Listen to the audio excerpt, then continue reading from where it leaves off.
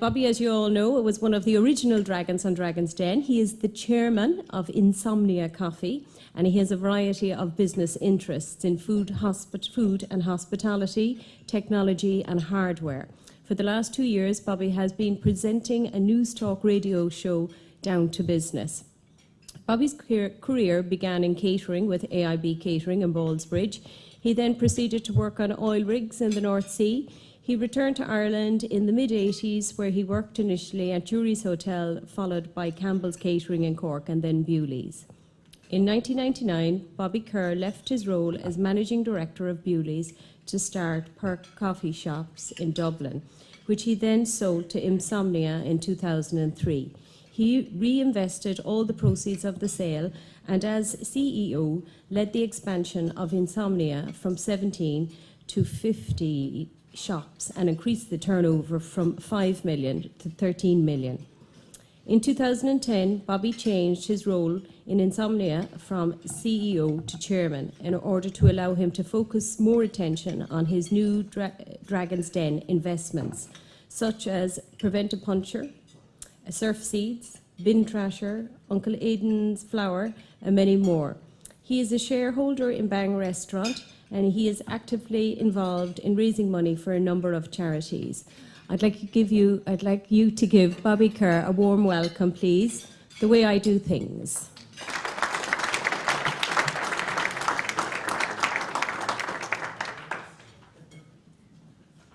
Thank you, Jenny. Lovely to be here in Cork.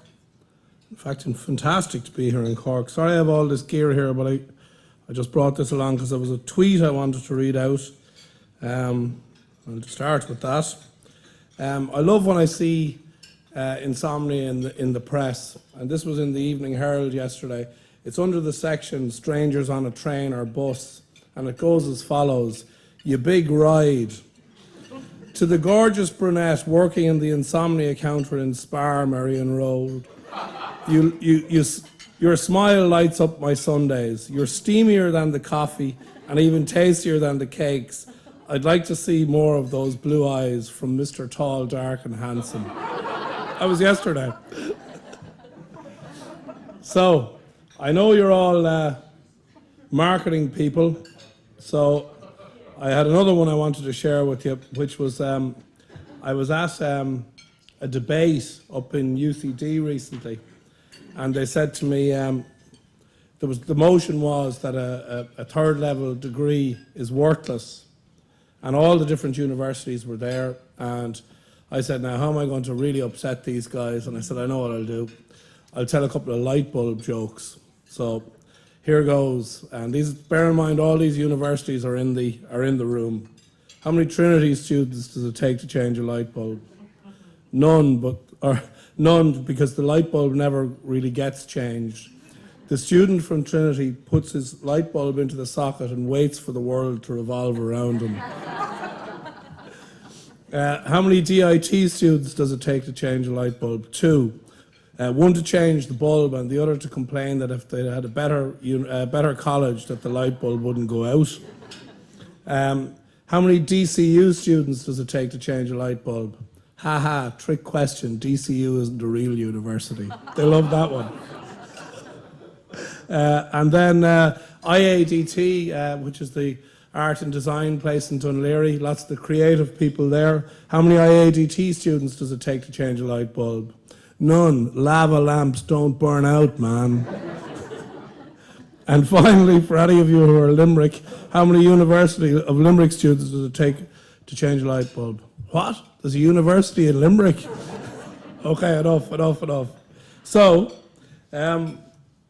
just to tell you a little bit, just briefly about where I was delighted to meet an old neighbour of mine, Frank Dowling, there from the Coma Road in Kilkenny. I think you should always be very proud of where you're from. It's the first thing that I always do is I put up and I always apologise to people from Tipperary and Cork and all that good stuff. But yeah, you got to be proud of where you're from. Jenny mentioned my father was in the hotel business in Kilkenny, and I remember when I was not really sure what I was going to do. I said to him, "I'm thinking of going to DIT in Calbrew Street to do catering management and hotel management. He said, the first thing he said to me was, well, there's no job for you here. And I said, that's okay, because I don't want to work here. And we had that sort of tempestuous relationship, as one does with one's father when you're 18 and he knows nothing and you know everything. But you always find after a few years that he was right and you were wrong. So I went to DIT, and when I was in DIT, I got a part-time job actually working as a chef, even though I never trained as a chef, in the Peppermint Gardens. It was a sort of cool place in South Dublin. I used to work there at night, and then when I was over just when I finished college. I was in Scotland at a rugby match, and in Edinburgh. And I went up to Aberdeen and I managed to bullshit my way onto an oil rig, telling them I was the best chef that they never had. And I actually got the job, started the same day, went out there, spent 2 years working in the North Sea, and it was an amazing place. That was in the early 80s, because there was a boom going on. The money was fantastic, and because the money was so good, all the top chefs from the UK, the Michelin star guys, were all working on the rigs, and the big joke was 5-star chefs and 1-star customers, as was the case. So that company, anyway, I got transferred by them over to Canada to work in their parks and leisure division, and I got into management then, and I worked in places like the CNE Stadium in Toronto, basically places like Croke Park, where we used to do all the bars and all the catering. Great experience. And again, I stayed there for 3 years. Then I came back to Ireland and ended, after a short spell in juries, ended up in Cork, where I had 7 very happy years, I have to say. I was working in Campbell Catering up in Forge Hill. Well, I started actually in UCC, and I was 2 years there as the catering manager. Still have the proud honour of being. They were losing 70 grand when I arrived, and they were making 140 when I left. And I still remember those figures to this day, because, and I remember it was again back in this was in the late 80s.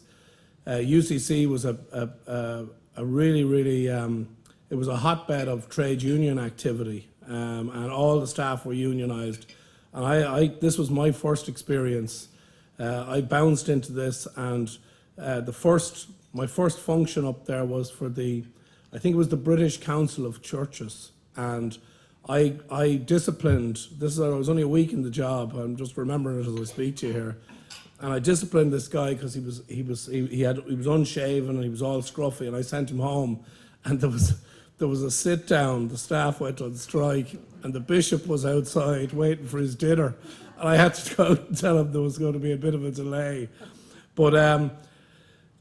They were heady days, and I remember I knew that I'd finally cracked it with the union when at the Christmas party, the shop steward, who was a lady, a fine woman, a tough woman, offered me a drink of whiskey out of her handbag at the Christmas party. So I said, I finally made it.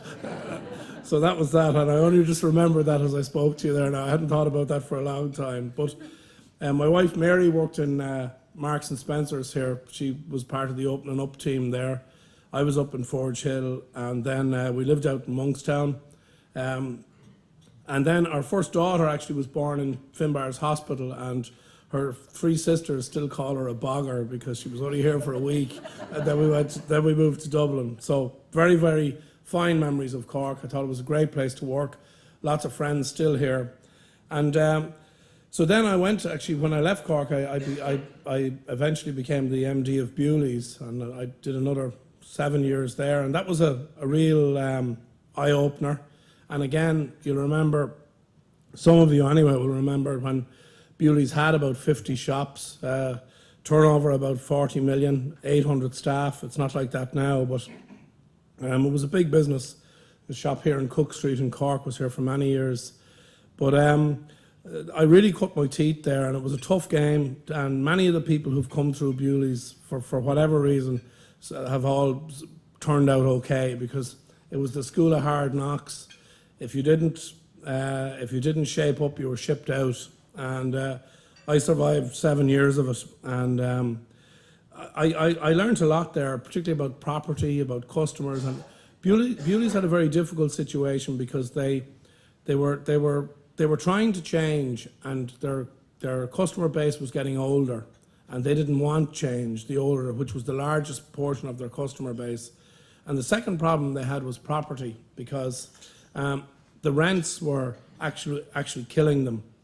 And if I go back to my days in Bewley's at Grafton Street, where the rent was, I think, less than 400,000 a year, the rent there now is 1.5 million. And you couldn't sell cups of coffee for under €2 with the rent doubling and more every 5 years. So towards the end, I was sort of saying, I'd also been involved in the acquisition of a company called Rebecca's over in Boston for Bewley's, and I'd seen sort of what was happening around, and I said, Jenny, I might give this a go. So anyway, I flew the nest, remortgaged my house. I had a few shares in Bewley's. I hadn't a lot now.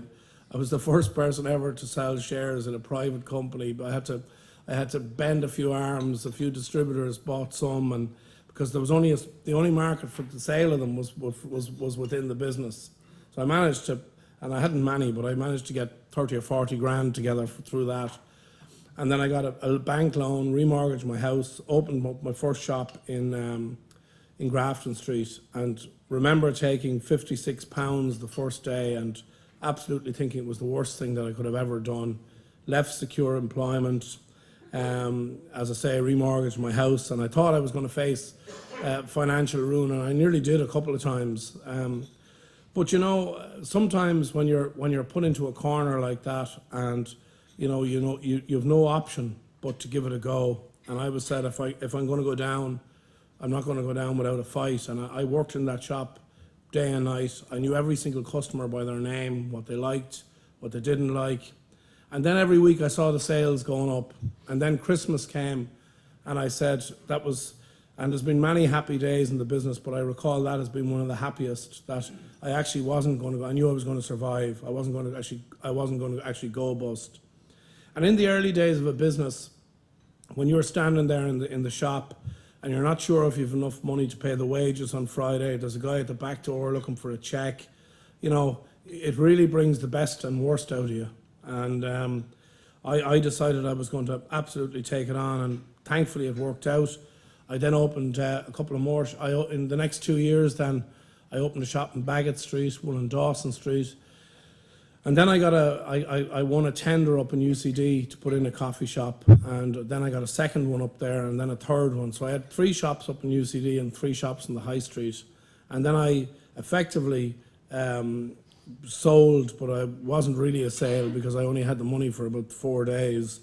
To Insomnia, who had started at the same time as me, and they had 7 shops, and another company called Bendini and Shaw had 5 shops. So what we did was we just put them all together, renamed them all Insomnia because it was the best name, and we then started with 17 shops, and I'm pleased to update your figures, Jenny, because we now have 70 shops, because we've been opening them. So that tells me the website needs to be changed. Thank you for that. Again, good marketing person. But we have 70 shops. We like everybody in 09, 10. We didn't really open any shops. We were too busy just fighting for our lives on the high street. We also had big loans with Bank of Scotland. We also had to buy back our Icelandic partners who gave us very generously in the boom years 6 or 8 million euro for half the business, and then went spectacularly bust 6 months later. So basically the shares in Insomnia for nearly 4 years were held by an Icelandic bank who couldn't sell them to anybody else except us. But we waited 4 years, and finally we got the price down from 8 million to something significantly less than that. So, the opportunity comes and you have to take it. And so it's a fine business now. We have 2 shops here in Cork. Last week we opened in Churchtown the week before in Smithfield. We're opening in Limerick. I won't be telling my Limerick jokes when I go there next week because I mightn't get too many customers, but I will be opening there in 2 weeks' time. So we're on the move again. We'll open probably about 10 shops this year. And, you know, like many businesses, we had to look at where we were at. Thankfully, about 50% of our business is in that partnership that we have with Spar and Mace through BWG Foods. And when the high street got really tough, that piece of the business kept growing. So often it's great to have another sort of string to your bow. And while you may say you don't want 50% of your business with one customer, I can tell you that if things are bad in the other 50% of your business, it's actually a good thing to have. And it's worked out very, very well for us. So we've over 300 staff. All our coffees roast to order in that the manager orders it today, it gets roasted tomorrow, and it gets delivered the following day. That's the system we operate. And fair trade has been a big part of our values back since 2003. We were the first Irish company to go 100% fair trade, and it really bothers me when I hear companies beginning with S, I won't even mention their names, but they talk about fair trade in their marketing, and it only accounts for about 4% of what they sell, but you would think it's 100%. So I think if you embrace a concept such as fair trade, you have to be genuine about it. It is a good organisation. I've been out to many of the African countries on numerous occasions, and if you saw the work that went into harvesting one coffee bean, you'd never buy anything else. And fair trade isn't a charity. All it does is guarantee the grower, the farmer, a fair price. So it's been good for us, and it's something we absolutely believe in. So networking, I think, is important. Just to touch on it for a second, and this is a networking organisation. It's been going for a long number of years, more than Michael Barry there cares to remember, because he says it's at least 30 years. It could be longer. And you know, networking is now something that particularly in small business, that you have to do. And you know, you hear people saying sometimes, "Oh, I don't do really that networking stuff." You've got to go and do it. It's part of your job. I like to say that everyone in the business is responsible for sales, be it the girl in the office, the chap in the warehouse. Everybody has to take on a sales role, and that's the culture that I've tried to always have in our business, and get everybody selling and everybody thinking about the top line. So networking is absolutely important. Just a couple of things that we did in Insomnia. Those deals there that you see on the right-hand side of the page, they actually account for 50% of all our sales now. And we brought them in over nearly 3.5 years ago. And effectively what they were was a price reduction of about 30% if you brought something with it. But we now, like people, if it would be inconceivable for me now to take away the €5 offer, where somebody goes in, they know that they can get any sandwich or any beverage in the shop for a €5. They come in with a €5 and they know that. And you know, it'd be a brave man that would actually change that promotion now. Like if you take if you bought a coffee and a sandwich independently, the cost would probably be about $7.50. So it's a significant discount, but it really, really works as a package. And we had to do all sorts of things to make those prices work for us. When we brought in those promotions, we knew we had to improve our margin, but we didn't know how we were going to do it. So we actually took a bit of a leap of faith and ran with the prices and took the cost out afterwards. And it meant closing a kitchen, taking vans off the road, you know, all things. But effectively, and this is where we really score against our competitors, Starbucks, Costa. They don't do this kind of stuff. So if you buy a coffee and a muffin in Insomnia, it's $3.75. In Starbucks or Costa, it'll be $6.50. So, you know, and customers, one thing I've learned over the years is never think you're smarter than the customer, because they know, they'll work it out, they'll see what the catches are. And as I say, so if you get one message from me today, it's that you have to have a very, very strong value proposition in your business. And you really, really need that. Whatever your business is, if you don't have a value proposition in today's marketplace, you're dead in the water. Zappa is our loyalty scheme. Again, we were one of the early pioneers in automating it, linking it to the tills. You just tap it with your phone and it tells you on your receipt how many more coffees to go before a free one. Customers love it. We've about 48% of our customers now using it on a regular basis, and that's up from very low figures. New drinks such as the flat white.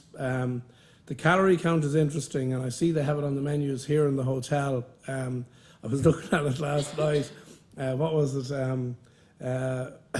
A chicken chow mein at 800 calories, and then there was one beside it for like 500, and it does steer you towards the lower calorie. We did a trial in our shop down in Abbey Street with Operation Transformation, and we put up all the calories, and then we discovered very quickly that if you put on a muffin that it's 650 calories, a big sign saying, "Buy me, I'm 650 calories," you don't sell too many muffins. So we found a typical Irish solution to an Irish problem. On our hot drinks menu, because an Americano only has 7 calories, and we also, all our milk is light milk, so the default is light. You can have full milk if you want it, but we only serve light milk if you don't ask. There's also then the real skinny milk as well. So there's 3 types of milk. So if you're there and you're looking at it and you say a cappuccino is 210 calories, and then you see an Americano beside it at 7 calories, at least you're going to buy something. So our solution then is that we're quite happy to do it on all our drinks, but on the muffins we're going to remain deadly silent. So just a couple of things about getting, and again, it's good that this is a marketing organisation, but see this guy here, like he's a plumbing, and AIM must have something to do with the toilet seat or something, but you know, you'll notice him, you'll see that van passing by, and you'll remember that. So you've got to stand out from the crowd, and it's important that one does stand out from the crowd. And whatever you do, think of something. And these are all things that don't cost a lot of money. This is you know, when you're talking about recession, marketing in a recession. And I have something here that I just wanted to share with you.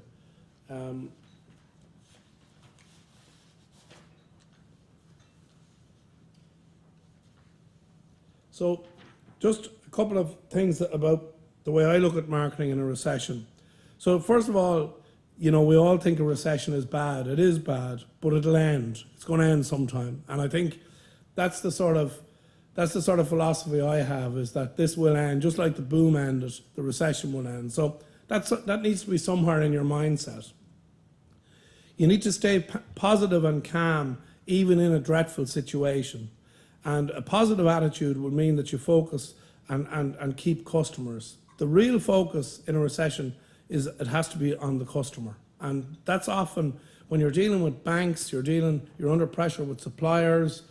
It can be often the last thing you can often think about is, in other words, you get torn away from the customer when you're in survival mode, when you're in shutdown mode. And that's where you need to be spending most of your attention. There's a lot of opportunity in recession. You need to keep your eyes open. And again, with small business is very nimble and can move quickly on things. You can see opportunity and you can move much quicker than the big guys on it. So I'm always alert to opportunity. I always have my eyes open. I'm going to walk around Cork now after this, as I do, because I like walking the streets. I like seeing who's open, who's closed. I just like knowing what's going on. And I think if you're naturally inquisitive and, you know, always sort of sniffing out stuff, there's massive opportunity out there. I talked about the value for your product. You have to have a value proposition. Make sure you deliver what you've promised, the R&R. So basically it's retain your customers and reward them. Reward them through some sort of loyalty scheme. And the great thing about our automated loyalty scheme is we actually know who the customers are. We know who the guy is who comes 3 times a day into Grafton Street. We know who, if he goes to Grafton Street During the week, he's in Dunleary at the weekend or in Malahide, and we can actually see, and you know that whole 80-20 rule, you can actually see and it really is that the 20% of our top paying customers are really, they're practically living in our shops. And the great thing about our business is it's very habitual, and I'm sure most of you here in this room, when you go into work in the morning, you probably stop in the same place every day for your paper, your coffee, whatever it is you do. And really you have to upset somebody greatly, a customer of that loyalty, to make them go somewhere else. So, you know, particularly the early morning, particularly in our business, that's where you get your real loyal customers. If you're taking costs out of your business, which we've all had to do, don't take any cost out that affects the process or affects a customer. In other words, if you cut back on customer service, if you cut back on somebody answering the phone, somebody dealing with customer accounts, where the customer gets affected effectively by your cutback, that's a no-no. Free publicity, I'm a great believer in this. There's two here I want to tell you about. This one here is Miley Cyrus. She was in town about 18 months, maybe 2 years ago now. She went to the camera shop, then she came into Insomnia, she bought a coffee, she walks down Grafton Street, somebody takes that photo, it's on the front page of every newspaper, on every internet site all over the world. This one here wasn't quite so infamous. This is the day the IMF arrived into town. There's a poor beggar man who begs outside at the top of Dawson Street there. He's still there to this day. So the IMF, Mr. Chopra and co. arrive in town, and again that's on the front page of every paper. The Insomnia Cup is very prominent with the beggar, and if that wasn't bad enough, one of the tabloids decided to superimpose Brian Cowan's head on the poor beggar man with the IMF in town. So all these things are opportunity. We've had Michael O'Leary with Insomnia Cup, we've had Pierce Brosnan, just again, people, you know, we sell, nearly 6 million cups a year, so there's a lot of Insomnia logos out there. And it's interesting that we did some research up in UCD 2 years ago, and if you take away the Insomnia sign, the cup with wings has an 85% recognition factor. So we don't spend a lot of money on PR, we don't spend a lot of money on advertising, but we definitely punch above our weight. That's part of the main reason I went on Dragon's Den, was to promote my own brand, and I have to say it's worked. So far so good anyway. You can get lucky. Let me tell you about this guy here. 6 months ago he won $187 million in the US lottery. Guess what? 2 days later she becomes his girlfriend. How lucky is that? So, Dragon's Den, I just wanted to show you a little clip. There we are. That was last season.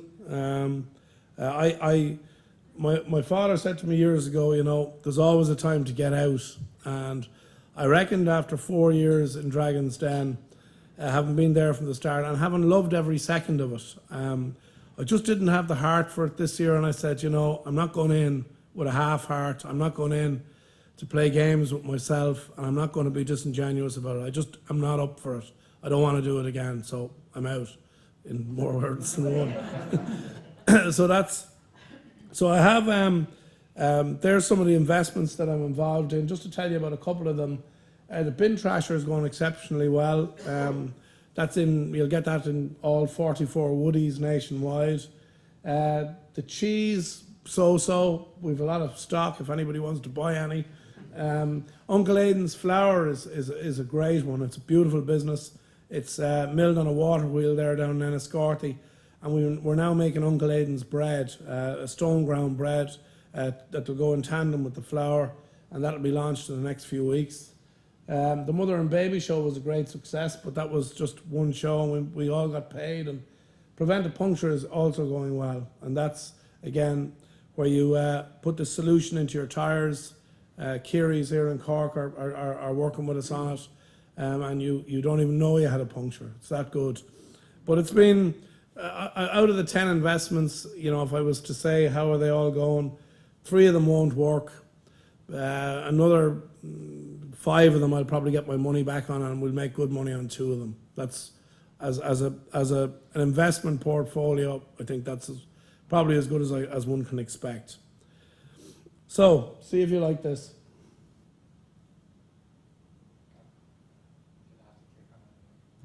Oh.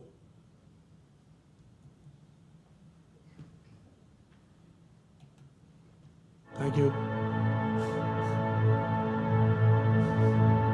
Meet the Dragons, 5 of the country's most wealthy and successful business people on their way to the Den.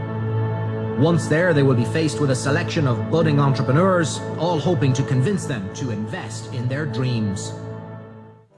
With a family background in hotels and catering, Bobby Kerr established Ireland's largest coffee shop chain.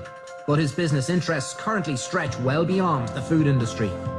At a time when new businesses need it most, the Dragons have money to invest, but only in the right idea.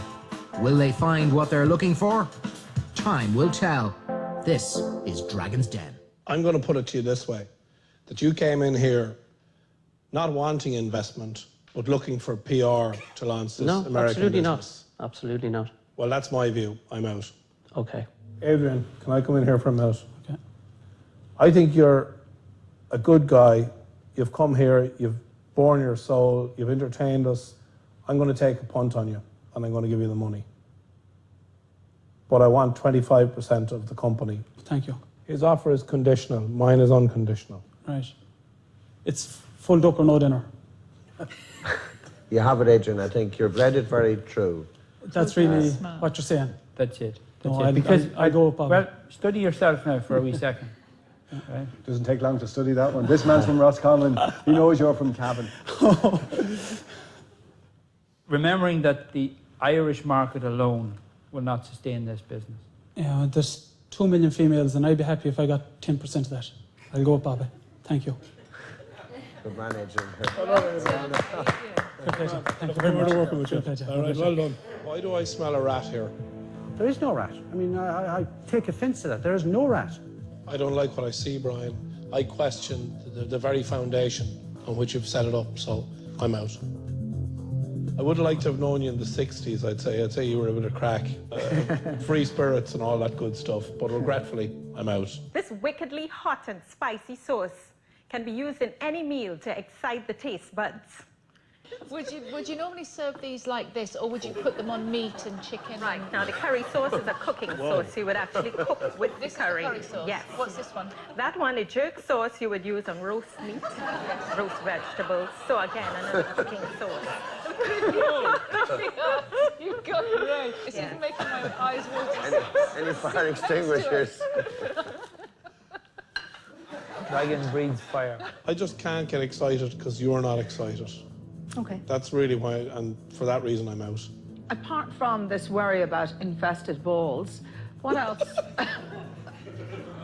He is Benny Hill. Don't worry about him. Just ignore it.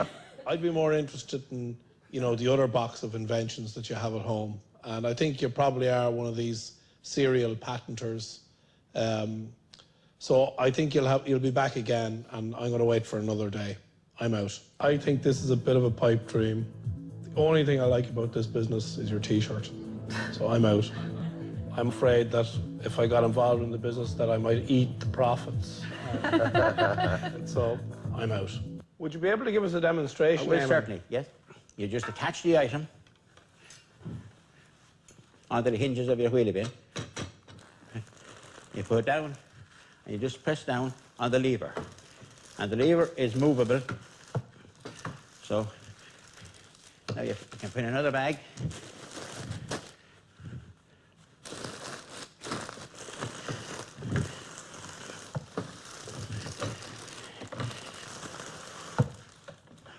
Man, I'm familiar with this problem because I use my 10-year-old daughter, Michaela, and I hold her and she jumps up and down in the bin.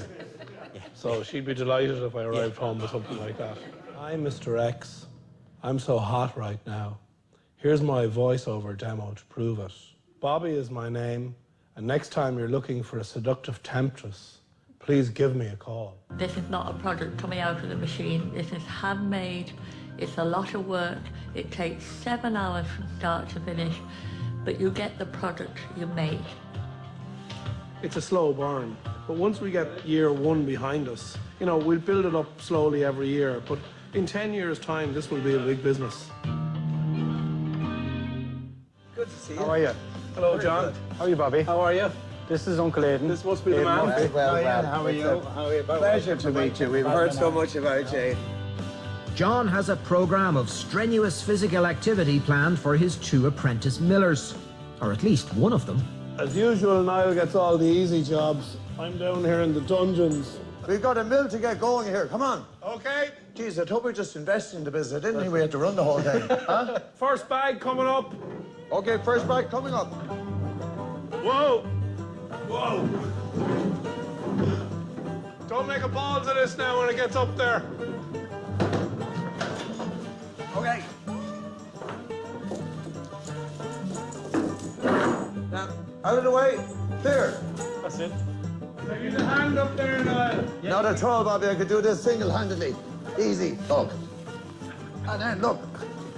Straight back. Now.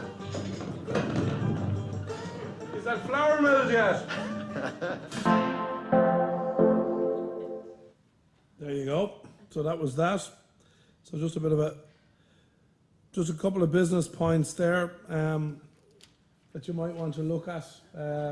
Like, as I say, it's all about, people say, you know, the harder I work, the luckier I get. It's true. If you're not working hard, you can forget it. You still won't, it doesn't necessarily mean you'll be successful if you work hard, but you've got a better chance than the fellow who isn't working. So on that basis alone, the odds are it's a better thing to do. Competition we talked about, challenges, calculated risks. We take them all the time, but they are calculated. When we open a shop, we study the demographics, we count people going up in Dubai. You do as much as you can to, but you'll never really know until you actually open the shop as to whether it'll be successful or not. Reinvestment in the business is critical, and you know, any business that survives and is successful, you'll find that the money is always ploughed back in again. That's what we do. And someday you hope you'll be able to take it off the table, but in order to keep it going, you have to keep investing in it.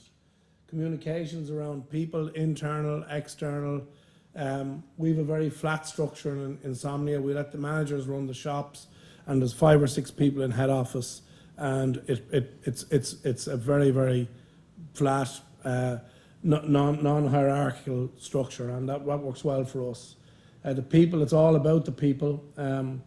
And I was looking recently at our stats. I think it was 5 years ago, there was only 4 Irish people working in Insomnia. I was one of them, and we had 3 others, another of whom was a director. Now we're up to about 25%, 30%. But I have to say that the people who came and worked with us back in those years when no one else would work with us, on the basis that there were so many other jobs around the place, they're still with us. And they're people who've stayed with us, who've made a life here, who've seen working in Insomnia as a career, and who've been promoted. And most of our shop managers now are all people who started on the floor with us 5, 6 years ago. And our retention of staff is high. We don't have any issues. The work ethic is good, and I think they're absolutely wonderful, wonderful people. So I'm going to leave you now on these, because this is the most important thing. These aren't business tips, these are life tips, and if you'll just bear with me for a second, we'll go through them. Number 1, forget the begrudgers. Stop listening to Joe Duffy. Listen to me on Sunday morning. I'm much more upbeat. But it's true, all that negativity, all that, you know, doom and gloom, it saps the life out of us all. And I think we need to move on from it. I think we need to stay away from it. And I know people now who don't read newspapers or listen to the radio because it just depresses them. And number 2, and I think this is a critical one, is you have to enjoy the work that you do. And I don't say that flippantly with 450,000 people out of work. But if you find yourself in work that you actually don't enjoy, maybe you should consider engineering your way out of it. Maybe it's about going back to college at night.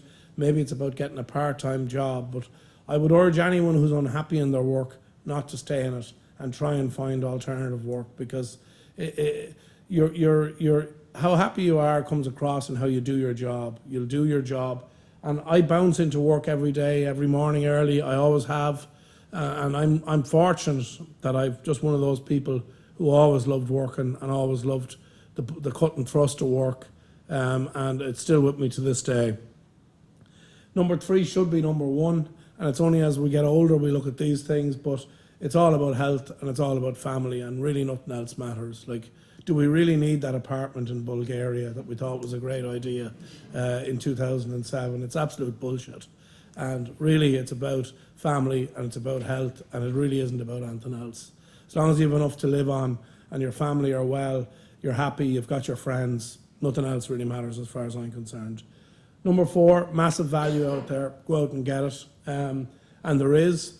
You just got to be careful if you're starting a business now that while you may, if you're manufacturing something, you'll get second-hand equipment. If you're opening a shop, you'll get a great rent deal. But the big question is there a customer for the product or service that I'm offering? Does somebody want what I'm providing? And I think that's the real risk, is whether there's a customer or not for your product or service. Number 5, I only work with positive people. That's been a strategy of mine for many years. And anybody who doesn't buy into the vision or the dream of the business, you really should get rid of them or be thinking of getting rid of them, because again, it's linked to number 1. Negative people have an effect on the business. They have an effect on the people around them. Number 6 is not complicated, but I do this every December. You take out a packet of fags or a fag box. You write on the back of it 6 things you want to achieve the next year.